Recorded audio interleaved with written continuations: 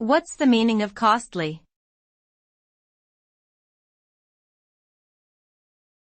Costly.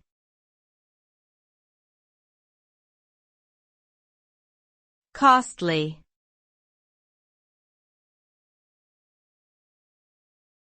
Costly.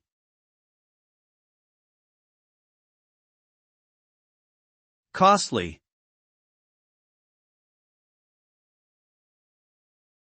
The word costly means something that requires a high price or expense to achieve or obtain. It can refer to both monetary cost and non-monetary costs such as time, effort, or resources. When something is described as costly, it suggests that the investment required to obtain it may outweigh its perceived benefits. This can be seen in situations like expensive purchases, long and difficult projects, or even personal sacrifices made in pursuit of a goal. Overall, costly implies a high degree of investment and potential risks, whether tangible or intangible.